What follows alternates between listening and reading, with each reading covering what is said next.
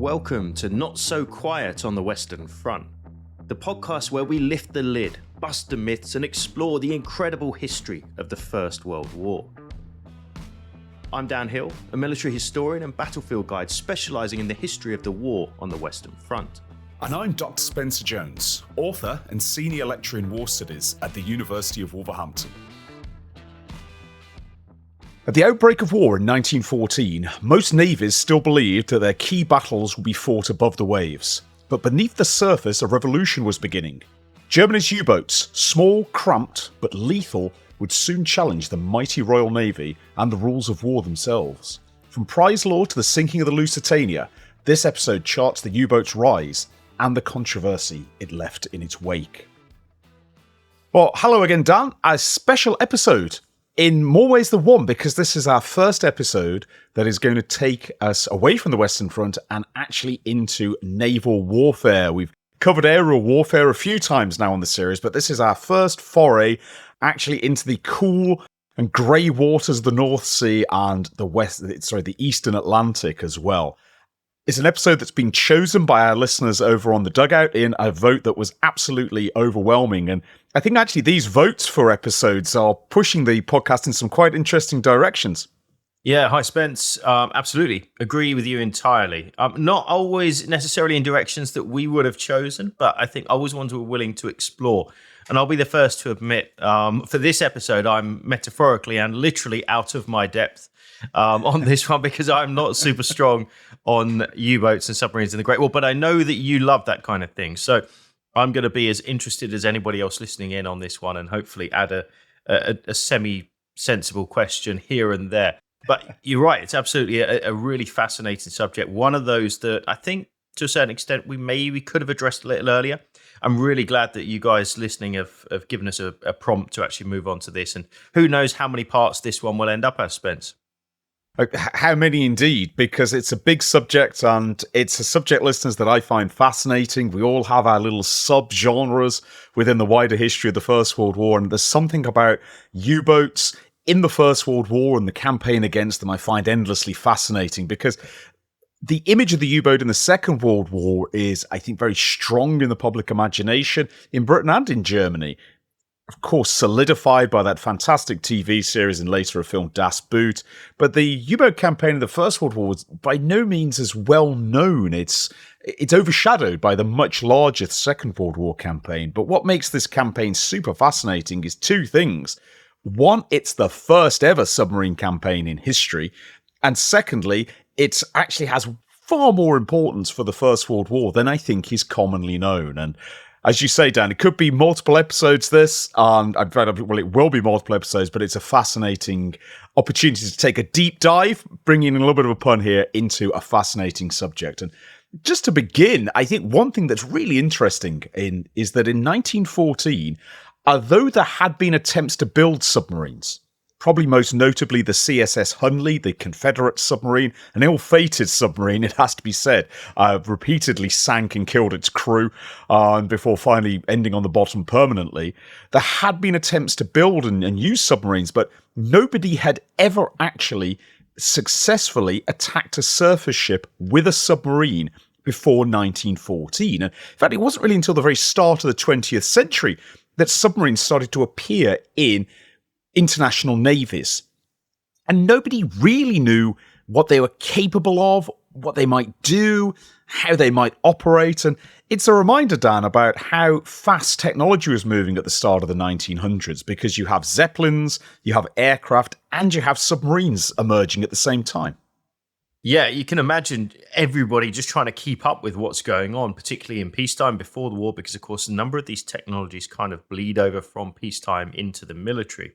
But at the same time, you know, when the stakes are so high, particularly in warfare, there really is people are being forced to adapt and overcome very, very quickly. And I think submarines are a good example of that. And, you know, it might even be worth setting out at this stage, Spence. For those of us that have a U-boat or a submarine in mind, we're thinking of something that's basically permanently underwater, navigating around, surprising enemy. Is that the truth? Or when we're talking about 1914 vintage submarines, are we talking about a submarine, or are we talking about a boat that can go underwater? We are talking about a boat that can go underwater. They are submersibles more so than submarines. Nearly all, I should say, submarines run on the same basic principles, doesn't matter what nationality they are.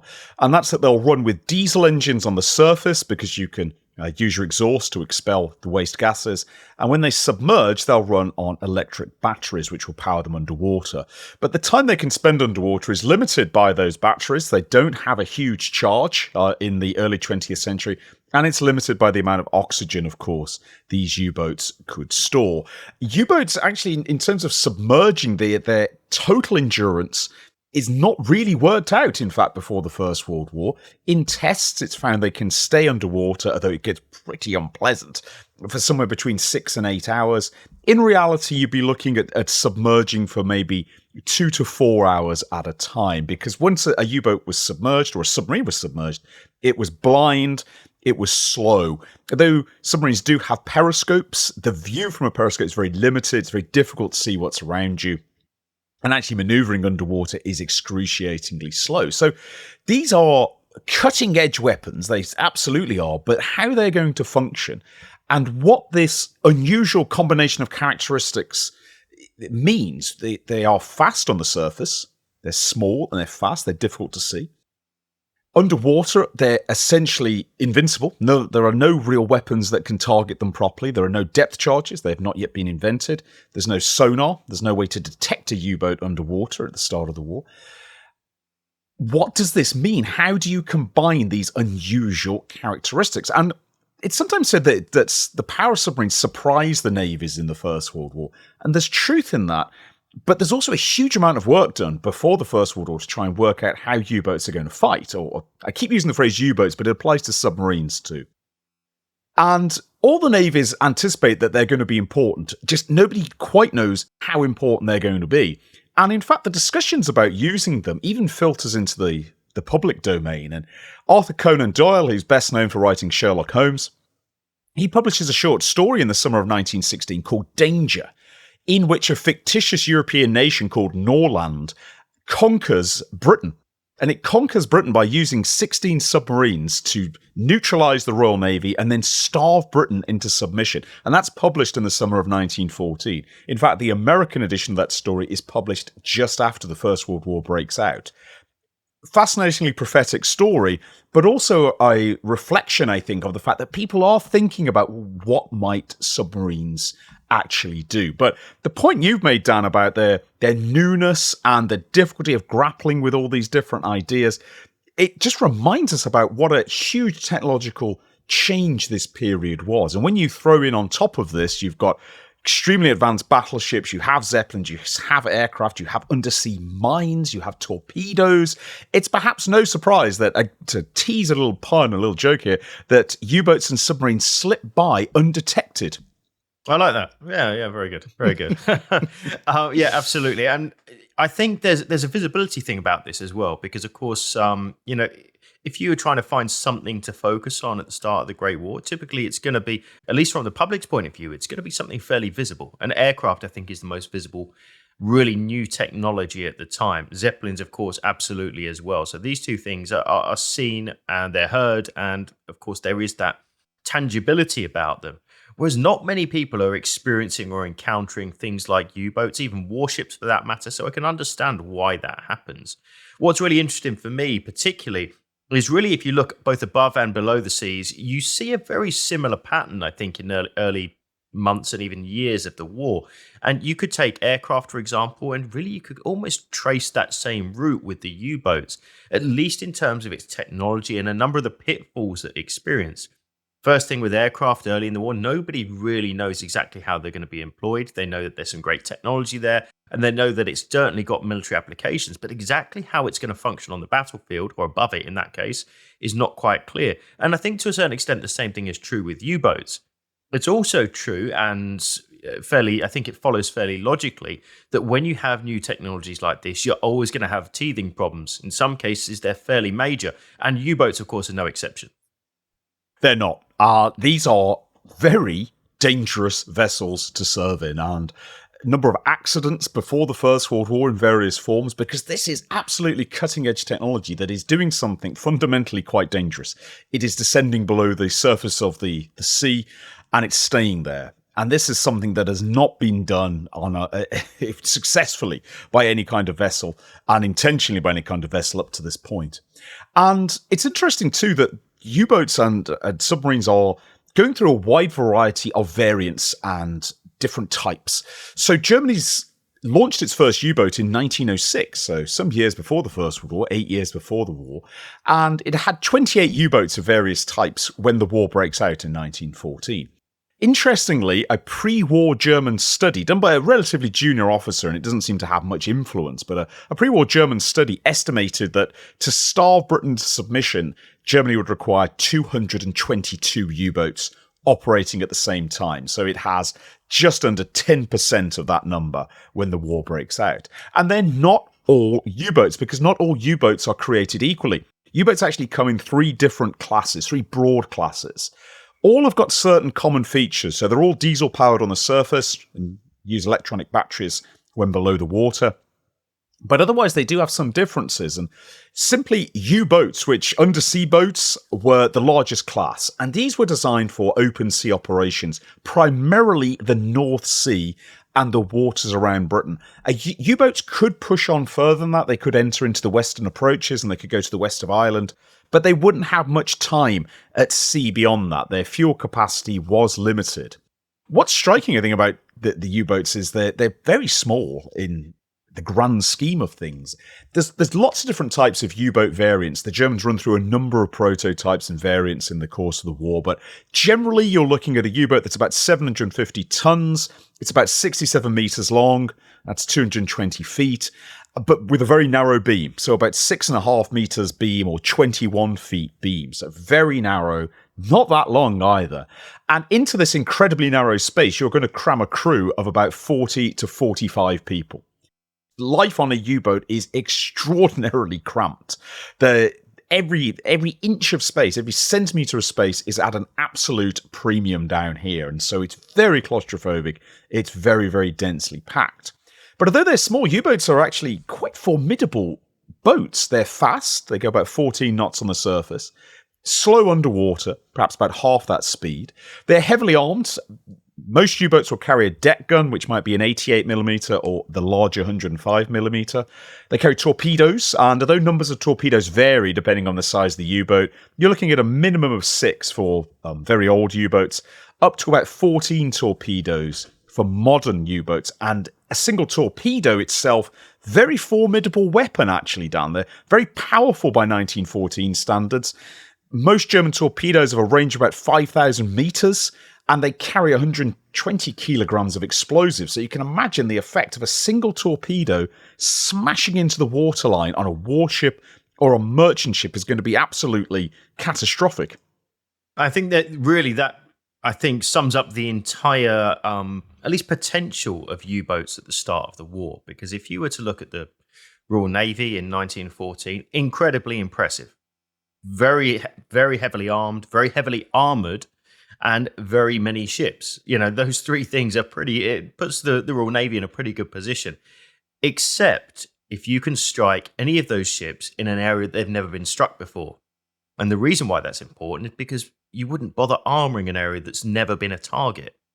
What U-boats and torpedoes specifically bring about is the ability to target an area of a ship which is by far its most vulnerable part, do it from a distance, do it unseen, and potentially do it repeatedly. And in fact, Spence, as we get to the early part of the war, it's really not many months into the war at all that we find out exactly just how devastating a U-boat in, has to be said, fairly daring hands with a determined crew can be against some of these massive British capital ships. And the devastation is pretty unbelievable, and it comes about very, very quickly.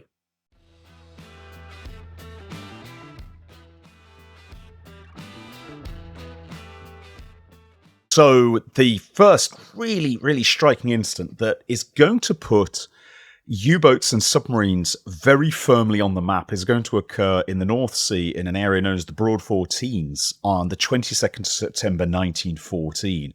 And it is It's a disaster in many respects for the British, and a human disaster. And it's also in some ways a terrifying indicator of what these small boats can actually do. Because on the 22nd of September, three old British armoured cruisers, HMS Hogue, Aboukir and Cressy, are on patrol in this area. And these are old ships. They're obsolete ships. They're not really have any business being in this area. And the fact they're on patrol in this area is controversial and will cause a serious inquiry later on. But they're on patrol in an area that's known to have U-boats within it.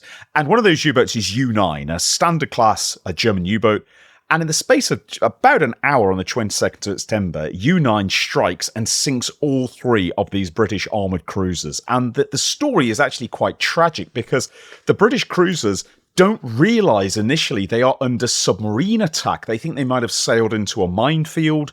U9 is submerged, and so they can't detect it. They have no means of detecting it.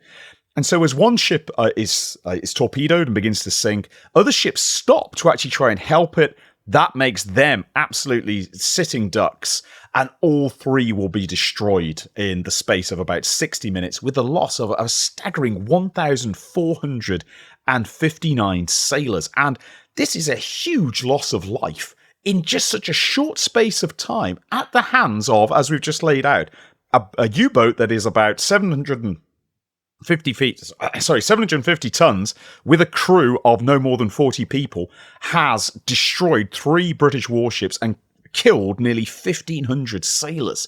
And to say this has an electric shock effect on the Admiralty at Britain, but also on the German Admiralty back in Germany, is an understatement. And you can understand why, Dan. Absolutely. I think it gives a little glimpse of that very same premise that Arthur Conan Doyle put down. We've seen, as you say, a 40-man crew absolutely punching above its weight. And yes, albeit against obsolete ships. But, you can't fail to imagine just what a shock this is to the Royal Navy, who all of a sudden are now faced with a threat that they've never had to deal with. And of course, like everything else in warfare, people start scrambling for answers very, very quickly. And so we're going to see, as the war goes on, the rapid introduction of countermeasures and detecting and that kind of thing. But at that moment in 1914, the shock is absolutely seismic. And it really starts, I think, the beginning of the Germans looking at this weapon, albeit, there has been some consideration at the start of the war, looking at this weapon as a potential war winner. And later on, as we're going to get to, as we evolve through this story, that gamble is made and ultimately fails. In fact, you could argue it may be a war loser in that sense. But at least for that moment in September 1914, there is a very real and very powerful realization of exactly what can be done by a submarine submerged with torpedoes. Now, it's not to say, though, Spence, that torpedoes are the only weapon in the armory of submarines. And in fact, there is a more traditional role which is used, which maybe throws back to, if you like, the old-fashioned way of fighting on the seas.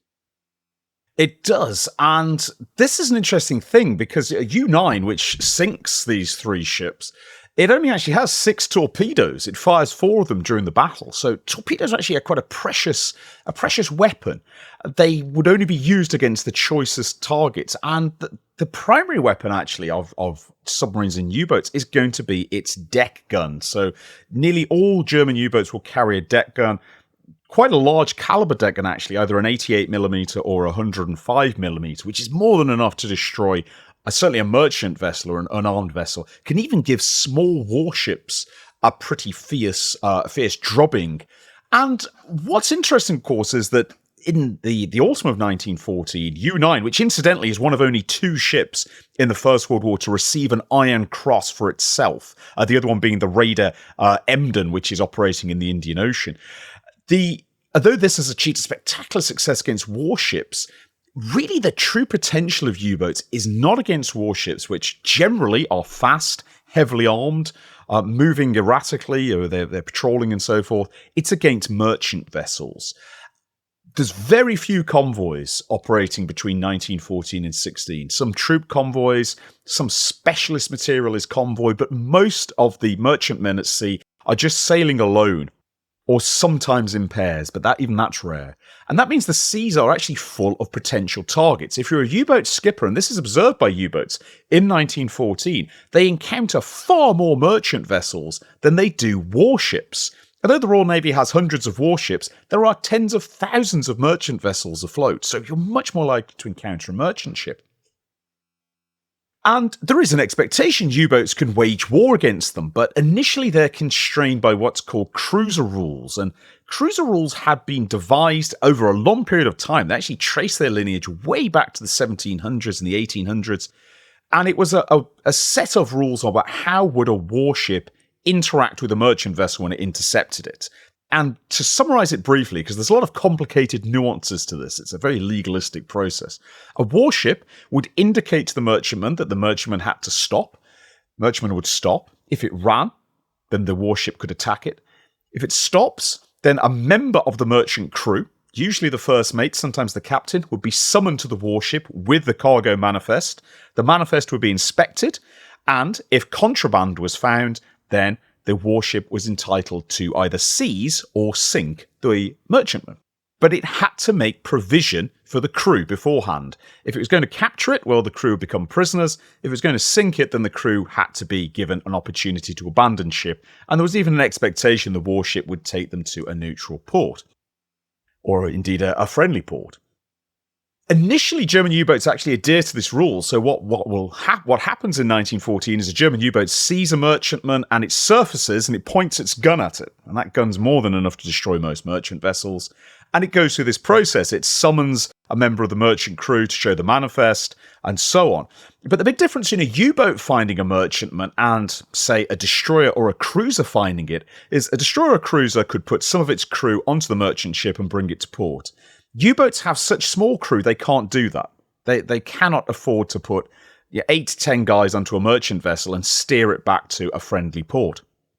So instead, U-boats, if they find it's carrying contraband, will offer inform the merchant ship it's going to be sunk, give the crew a chance to get into the lifeboats, and then blow it up with its deck gun. Or if it's a very big ship, they might torpedo it. And this is actually used through 1914, but it's not efficient. It robs the U-boats of their greatest strength, their ability to strike without warning. It's a slow process. It leaves the U-boat surfaced, static, and vulnerable. And the one thing you don't want to be as a U-boat is those three things. You want to be moving fast on the surface, you want to maintain mobility, and have the ability to dive to safety if required. You don't want to be sitting around on the surface. That's when you're at your most vulnerable. And crucially as well, that there are growing questions about what to do with the merchant crews. There's at least one example of merchantmen actually forming a line of rowboats and being towed towards a neutral coastline by a U-boat, but this is a one-off. It's very, very rare. And it's going to become completely unknown, in fact, as 1914 gives way to 1915, because a lot has changed strategically for Germany by early 1915. And one of the big strategic changes, Dan, is Germany is being blockaded by the Royal Navy. Right, and of course, this is going to bring about a whole new set of rules, really, in naval warfare. And just to put this into context, this blockade, which the Royal Navy surface fleets around the globe, really, and particularly, of course, heavily in Europe, are imposing on mainland Germany, is absolutely brutal. And it's only going to get more brutal as the war goes on, to the extent that the German people are absolutely outraged. German High Seas Fleet, the Kaiser, is absolutely outraged. And it's seen really as an attack on the civilian population, which I think you could quite clearly argue, Spence, that it is in some ways, whether it's a passive one or a long-term one. There's certainly the repercussions are going to be felt by the civilians at the same time. And there's a general recognition that something needs to change, something needs to be done. Now, Germany would very much like, I'm sure, to blockade Britain. In fact, Britain as an island nation is quite prime for naval blockade, and it's always been a fear. That's big part of the reason why we maintain a strong Royal Navy. But if you can't do it with surface fleets, why not give it a go? Try something brand new. Why not use merchant ships to effectively repeat the process on Britain? And I think, Spence, this kind of brings us to a new part of warfare, a more brutal time in many ways, and something which is really going to see the Great War on the seas really descend into a much more bitter fight. You're absolutely right. And the mood in Germany in early 1915, because of this British blockade, is definitely pushing the government towards brutal countermeasures. Germany introduces food rationing in January 1915, and the British naval blockade, which interestingly is using cruiser rules. If you are a German merchant ship, you'll be intercepted by a British warship, you'll be searched, you'll be captured, and you'll be brought to in fact, an allied port. There's actually some strange legal quirks about this. So, for example, the owner of the ship can claim insurance money for cargo that is taken away that was destined not for Germany, but for neutral ports, and the ships will remain actually in port. The crews will be interred, so they'll basically be prisoners. But it's a little bit different to what the Germans are proposing to do, because as we've said, the German U-boats cannot capture ships. They are there to destroy ships. But the legal questions about the British blockade, very, very hot topic in Germany in 1915. Germans argue that the British are instituting a hunger blockade, deliberately trying to starve civilians, and that is not legal, and that it requires vicious countermeasures. There's also wider strategic problems Germany has in early 1915. There's a stalemate on the Western Front. The Schlieffen Plan, of course, fails in 1914. First Battle of Ypres ends in an Allied victory. The war is going to go on for a lot longer than the German military originally planned for. At the same time, the German High Seas Fleet seems to have little ability to disrupt the British blockade. German High Seas Fleet has done almost nothing up to this stage in the war, and it's going to do almost nothing through 1915. So the German High Seas Fleet is basically impotent. It can't contest.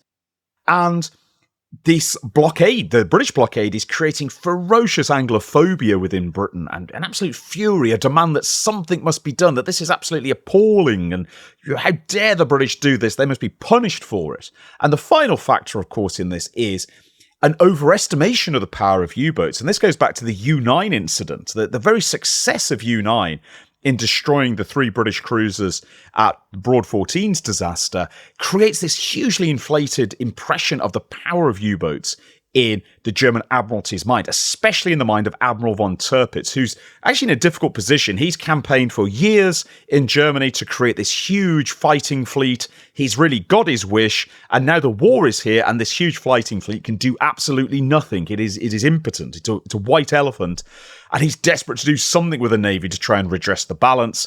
The battleships can't do it. What about the U-boats? And so he, and indeed other groups within Germany, start pressuring the Kaiser very strongly to institute what is called an unrestricted submarine campaign, whereby there will be no cruiser rules. No one is going to surface and inspect manifests. Instead, any Allied flag merchant ship is now liable to be sunk without warning. Torpedoed without warning, no chance for you to man the boats, no chance for you to prepare to evacuate the ship. Instead, you could be just sailing along one moment, and the next moment, 120 kilos of torpedo blasts into your hull, blows a huge hole in it, and your ship will sink in a few scant minutes. And Dan, I think it's really worth emphasizing what a terrifying and very new prospect this is. Nobody's ever done anything like this before in the history of warfare.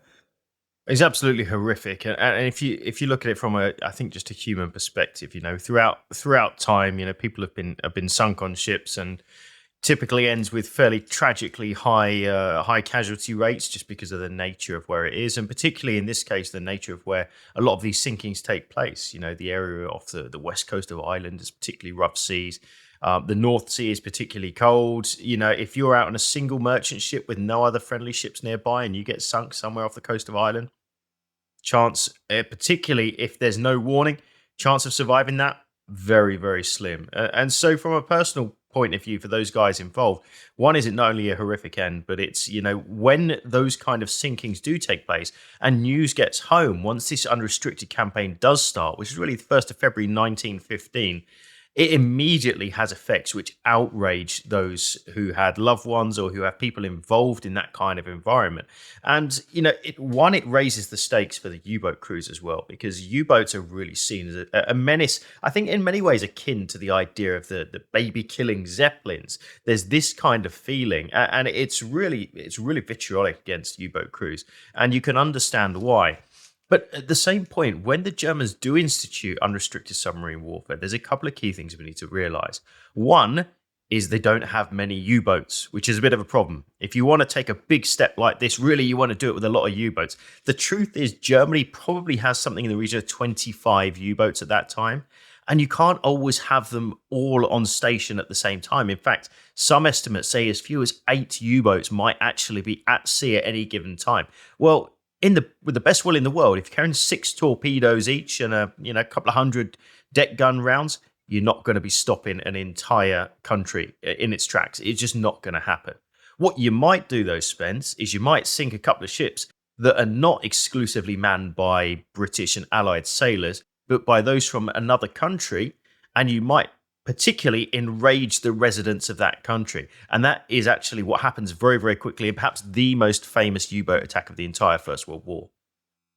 It does. And just before we get on to that most famous U-boat attack, or infamous U-boat attack, it's just sort of worth emphasizing at that point you've just made, Dan, that the Germans can keep about 8 U-boats on station at any one time. 8 are on station, 8 are transiting away from that station, they're going back to refuel and rearm, and 8 are transiting out towards their station. So this is there is nowhere near the critical mass needed to really do this. And there's a great overestimation by the German Navy that there's going to be this ripple effect of fear and terror, that these strikes on Allied merchant vessels are going to be horrific. The Germans acknowledge that there is a terror aspect to this campaign, and Germans U-boats generally won't use a torpedo unless it's a really big target. You don't carry many torpedoes.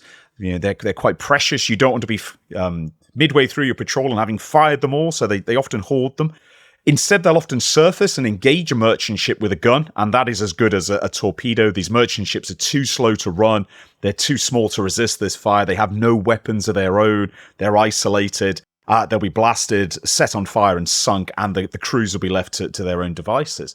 And the Germans anticipate that the horrible fate of merchant crews destroyed this way, who have their ships destroyed this way, is going to discourage ships from sailing to Britain, and is going to have this ripple effect of fear and terror. So from the very first, this has a strong terror element, which in the context of 1915 is considered absolutely outrageous by not only the Allies, but also neutral opinion as well.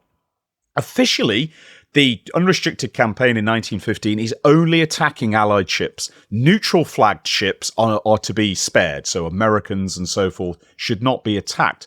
But in reality, the Germans say, well, if a few neutral ships do get hit, it doesn't really matter. It's going to continue to sow this fear and this terror. And the instructions, therefore, are somewhat ambiguous. No German U-boat skipper is going to get in trouble for destroying a neutral vessel. Not least because there might be no survivors. If the crew goes down very fast, can't man the lifeboats, it's quite possible the entire ship's complement is lost at sea. And so there's this very, very unpleasant aspect to this. And it's going to culminate. The ambiguities of this policy and the desire to inflict some carnage and terror is going to culminate out, of course, on the 15th of May, off the southern coast of Ireland, when one of the most famous ships in the world is on the way to Britain, carrying out a transatlantic crossing, one of the most beautiful transoceanic liners of its day, and that's the Lusitania. And on a grey afternoon on the 15th of May, the Lusitania is going to have a fatal encounter with U-20.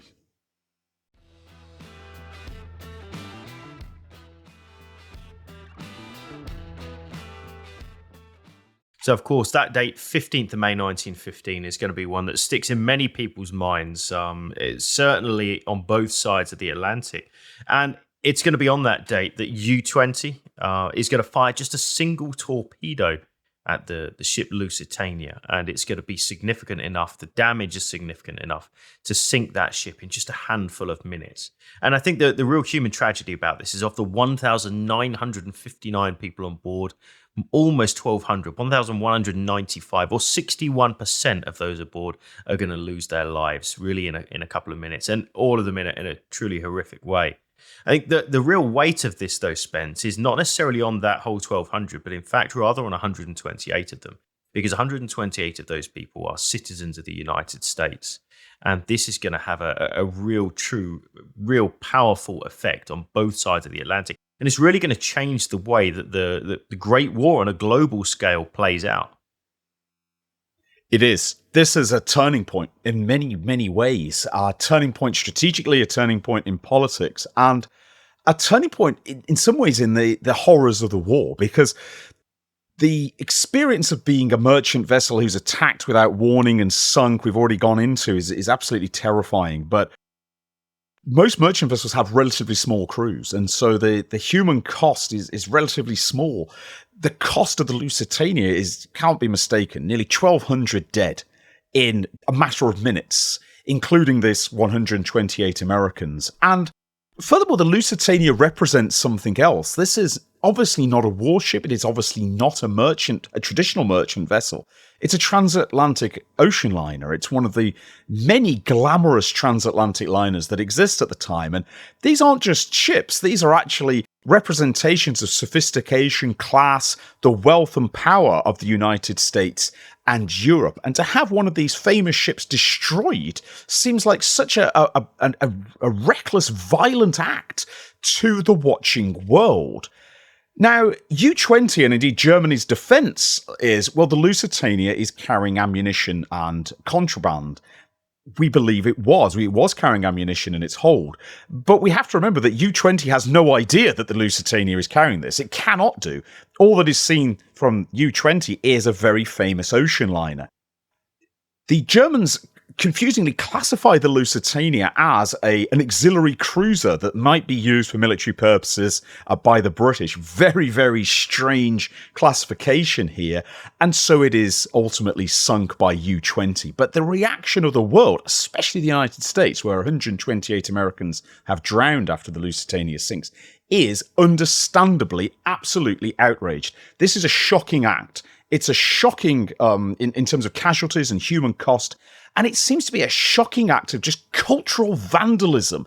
And this is occurring at the same time as the Zeppelin bombing raids on Britain. It's occurred within a few months of the German use of poison gas at Second Ypres. It's occurred within a few months of the German shelling of British seaside towns. All this seems to contribute to this idea that Germany is uniquely a violent nation and is violating all the rules of war without care. And Germany doesn't do a lot to dispel this image in the aftermath of the sinking of the Lusitania, do they, Dan? Well, I think that's one of the things about it. You know, if you look at this, I think you and I are discussing this, and everybody listening in as well, you can think, okay, right, poison gas, Zeppelin bombing, and now knocking out cruise liners. These things are going to combine, and they're really going to form public opinion, particularly in the US, which is, I think, where this is most important. You know, if somebody's on the fence between these things, those three factors alone are going to push people in a certain direction in terms of who the good and who the bad guys are in this story. And that's exactly what happens. I think in a weird way, the Germans double down on this, though, because they claim the Lusitania as a legitimate victory. You know, this is a great event. There's even a commemorative medal made which commemorates the sinking of the Lusitania, which the Brits, by the way, mimic in creating their own variant, which is saying, well, look at the Germans claiming this is a great victory. The water's slightly muddier in a sense, though. I mean, this idea, and you're quite right, you know, Lusitania is carrying ammunition. So the truth is, they did actually sink a inverted commas, legitimate target. Whether they knew that or not at the time is a different question. I think, even looking back over a century now, Spence, it's a tricky one to kind of get your head around. Didn't know it was a legitimate target, but it turned out to be one. All we do know, though, is that the net effect is absolute outrage in the United States, and not just for the general population, but specifically for the president of the United States as well. And that's the one guy that you really don't want to be annoying if you want to keep the Americans out of the war. Very, very true. And this is, of course, Woodrow Wilson. And Woodrow Wilson, a very complicated character, difficult character in many respects, possessed of a very, very intense personal morality that's rooted in his Southern Christian upbringing, has its complexities, has its quirks, but he has a very, very intense sense of right and wrong and injustice. And to Woodrow Wilson's mind, the destruction of the Lusitania and the death of US citizens in this is a huge violation of everything that Woodrow Wilson stands for, and he will not stand for it. And he is absolutely enraged about this. And if you've enraged the President of the United States in 1915, it's going to have severe consequences. And initially, Germany's quite bullish about what's happened with the Lusitania.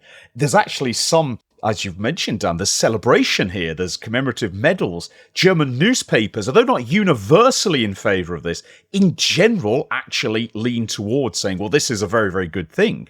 In fact, one newspaper notes, the sinking of the giant English steamship is a success of moral significance, which is still greater than material success. With joyful pride, we contemplate this latest deed of our navy. It will not be the last.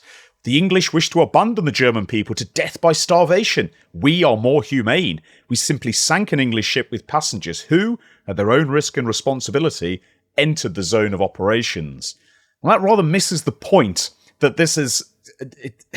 It's not going to fly with the United States. Woodrow Wilson is infuriated. There is this great deal of sparring between May and into June between the Germans, and that initially bullish mood, because there are some in Germany who thinks this is great, this is going to frighten people, they won't bring their ships into British waters, hence the moral victory, quickly gives way to, hold on a minute, we might bring the United States into the war. Interestingly, one of the big voices actually urging the German government to be conciliatory to the USA is Erich von Falkenhayn, who's commanding the armies, because he sees the potential. He's got enough trouble dealing with Britain, France, Russia, and indeed Italy. The last thing he wants is the USA coming into the war in the summer of 1915. And although Tirpitz is sort of resolute, he's still jumping up and down, saying, no, this is great, we're going to... This is it, this is what we want to achieve. He basically gets frozen out. And by the 5th of June, so under a month after the sinking of the Lusitania, the Germans give express orders to their U-boats on station saying, do not attack cruise liners. Attack anything else, you can't attack cruise liners. And that mollifies Wilson that this is done. Unfortunately, this moratorium on cruise liner attacks doesn't actually last that long, Dan. It doesn't, and I think there are a few practical reasons behind this as well. You know, first thing, I think, unless people are surfacing, you're not necessarily stopping to find out exactly what you're targeting. And through a fairly rudimentary periscope, who knows what can happen? You know, there is a lot of attacks going on, a lot of different places. Really, with this almost free hand that the German U-boat arm has been given, there's always the chance that something is going to reoccur. And it's actually not very long at all before that does. And so whilst Wilson has been somewhat mollified by this order forbidding the attacks as of 5th of June 1915, it's not very long before something changes, as you say. And that's going to come in the form of the Arabic, which is on the 19th of August. Indeed. So this is just a few months after the rule saying no more attacks on passenger liners. And on the 19th of August, a much smaller liner, but still evidently a liner, which is the Arabic, is sunk. And this goes back to Wilson, of course. And Wilson is furious because he goes back to his personal sense of morality. He's furious because the Germans had promised him that there would be no more attacks on liners. And so not only are the Germans vicious and ruthless in their prosecution of war, merciless in their prosecution of war, they're also liars on top of this as well. And this just adds to this idea of it cannot be, the Germans cannot be trusted. There are American deaths aboard the Arabic as well, 44 dead in total, including some Americans. And Wilson is really furious again. And Germany this time actually issues, again, a sort of statement saying, well, we're definitely not going to do this anymore. We're going to go back not merely to just unrestricted warfare without attacking liners. We will go back to prize law or cruiser rule hunting. So only warships will be attacked without warning. Otherwise, merchant vessels, we're going to stop them. We're going to look at their manifest. And then if they're carrying contraband, we'll destroy them with our deck guns or our torpedoes. There's no prospect of a U-boat ever destroying a liner under those rules because liners are too big and they're too fast. They can race away from a U-boat and outrun it, so the U-boat can't actually stop them by surfacing and pointing a gun at it. And so this seems to bring an end to this. And in many ways, this is a complete failure of the German unrestricted campaign. They have inflicted some damage because while we've been focusing understandably on the Lusitania and the cruise liners, there have been sinkings of British and indeed French merchant vessels, has been damage inflicted, but it's been pretty minor. But what's quite interesting is, even after all this, even after promises to Wilson, 2 promises to Wilson, that there won't be any more attacks on cruise liners from submarines, even after orders to go back to prize law hunting and cruiser rules, on the 24th of March, there's an attack on the Sussex, which is another passenger ship, and this also costs US lives. On the 24th of March 1916, another passenger liner is hit, and by this stage, this is the 3rd time this has happened. Wilson finally gives Germany a flat-out ultimatum that there should be no targeting of passenger ships at all, and prize laws must be strictly followed. And Germany doesn't just agree, it actually signs an agreement, which is known as the Sussex Pledge, which is finally put together in May 1916, so just over a year out, almost exactly a year, I should say, after the sinking of the Lusitania. Germany formally agrees with the USA there's going to be no sinking of cruise liners, and cruiser rules or prize laws are going to be followed and prosecuted. And really by mid-1916, you can look at the strategic situation for the U-boats and say, well, it's been almost a complete defeat. What they have achieved, as spectacular from a German perspective as it is, has ultimately led them into a complete strategic dead end. I mean, it's really hard to actually find any kind of good news in any of this if you're part of German higher echelons here. Attacked with not enough U-boats, enraged a power that you really don't want to enrage, have proved that in fact convoys forced the enemy into convoy system, and so the British have already started developing countermeasures. There are big technological advances in terms of defense against U-boats. So all of these events that might have been a bigger problem had the Germans, for example, launched unrestricted submarine warfare much later when they had a much larger U-boat fleet, all of those advantages are now lost. They're all thrown away. And all that's happened is that any goodwill that America still holds towards Germany has pretty much evaporated. And on the brink of being declared war on, they've said, okay, we've made a mistake. We're going to stop. Nothing's changed on the Western Front. British blockade still holds. Germans have basically thrown away a fairly good hand that they had by throwing it too early, a little bit a la the tank maybe in 1916. And by the time we get to the middle of 16, really, Germany's looking in a pretty grim location. But as we all come on to, Spence, in our very next episode, it's not going to be the last time we hear about unrestricted submarine warfare. And that too is going to have massive ramifications. You're right. And we've just painted a very bleak picture of the German submarine campaign, and it is a political disaster and strategically has negligible effects, except negative ones. But there is one important thing that has been created here. One, U-boats have proven how effective they can be. Even with a very small number of U-boats on station, the U-boats have inflicted some damage, and we'll get onto Allied countermeasures in a subsequent episode, but the Allies have struggled to counter U-boats. U-boats have basically had a free rein, and this isn't lost on the German Navy. They think, well, okay, we didn't have enough U-boats, we didn't have critical mass, but the Allies could do very little against us. It encourages a lot more U-boat production, and actually through 1915 there'll be a big acceleration of U-boats being built, including more advanced models. And although these aren't supremely more advanced than the models that start the war, they are more powerful, going from U-boats that carry 6 torpedoes up to U-boats that carry 14. That's a significant improvement in armament. U-boats with longer range torpedoes, more powerful torpedoes, better mines that U-boats can lay. At the same time, U-boat skippers, because there's relatively few casualties to the U-boat skippers have gained a lot of experience. They now know how to handle their U-boats. They know something about hunting around British waters. They know something about merchant patterns. There's a lot of knowledge has been gained here.